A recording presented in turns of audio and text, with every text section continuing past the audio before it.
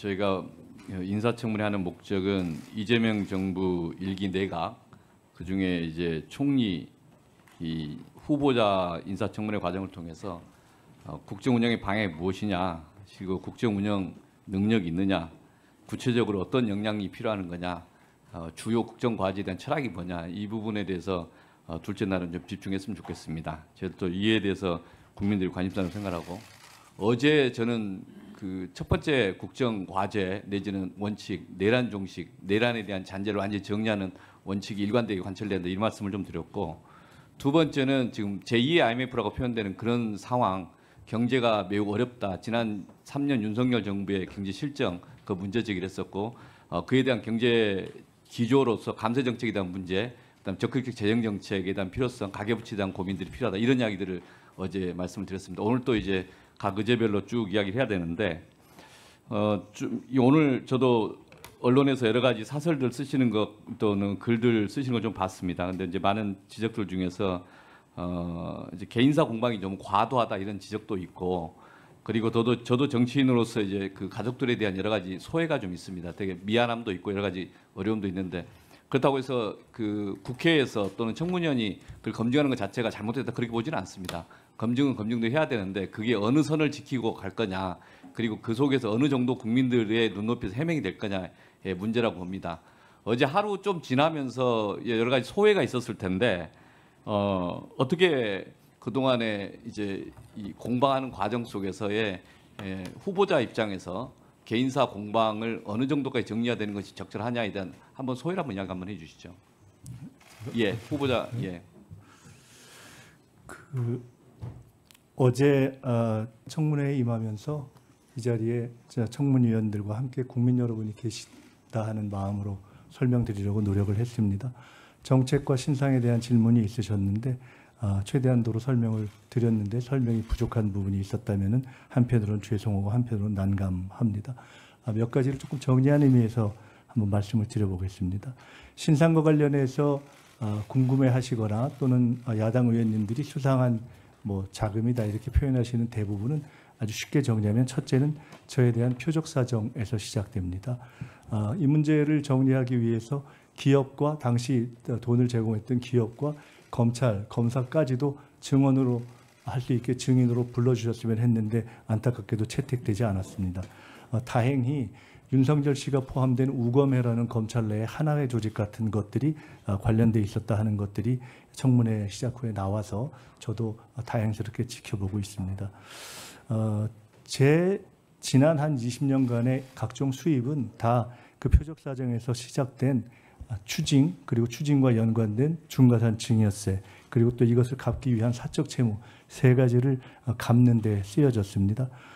세비와 세비 외 수입으로 추징을 갚았고, 사적 채무를 일으켜서 증여세를 정리했습니다. 또 사적 채무를 일으켜서 마지막 사적 채무를 다시 대출을 통해서 갚았습니다. 축의금, 조의금, 두 권의 출판 기념회 등등이 있었습니다. 사적 채무는 지인들에게 매우 투명하게 빌려서 다 갚았습니다. 세비도 매달 500 내지 700 정도로 해서 아마 국내에서 평균적으로 아주 드물 정도로 추징금을 다 완납을 했습니다. 출판기념회와 축의금, 조의금 등은 평균 출판기념회는 권당 5만 원 정도의 축하금을 받았던 것으로 생각이 되기 때문에 국민 여러분들 일반의 눈에서 봐서는 큰 돈이지만은 평균으로 봐서는 그다지 과하지는 않을 수도 있다 이렇게 생각됩니다. 장모님에게서 지원을 받지 않았다면 더 좋았겠지만은 저도 이번에 알게 됐는데, 제가 부족한 것 때문에 아내가 장모님으로부터 일정한 지원을 그때그때 받았고, 다행히 이것은 다 계좌를 통해서 받거나 또는 그때그때 카드값이 없어서 돈을 이렇게 빌려서 다시 그 통장에 채워넣는 것이어서 종합하면 사실은 완전하게 다 투명하게 드러나는 지원금입니다. 사실은 이번에 이렇게 되면서 증여세까지를 내고 나니까 우리 전영기 의원님이 제가 다시 2억을 불리려고 그렇게 했는데, 거기서 실제는 정치자금 빼고는 6천 정도 되는 거 아니냐 이렇게 했는데, 증여세까지 내고 나니까 사실은 잔고 제로 상태가 되었습니다. 출판기념회 자료를 내야 되는가? 낼 수도 있죠. 그러나 저는 한편으로는 정치 신인들, 한편으로는 정치 전체에 대한 또 저의 어떤 책임을 생각하지 않을 수가 없었습니다. 야당의 의원들, 야당의 대표들도 출판 기념을 했고 그것을 전혀 재산 공개나 신고에 반영하지 않았다는 지적이 있는 상황에서 제가 임의로 출판 기념회의 비용을 다 공개하는 것이 과연 적당한가에 대한 원칙의 문제를 고민할 수밖에 없었습니다. 결론적으로 저는 내야 할 것은 다 내고 털릴 만큼 털렸다 이렇게 생각을 합니다. 전처 또는 아이들의 독립성과 관련된 문제에 대해서는 더 말씀드리지 않겠습니다.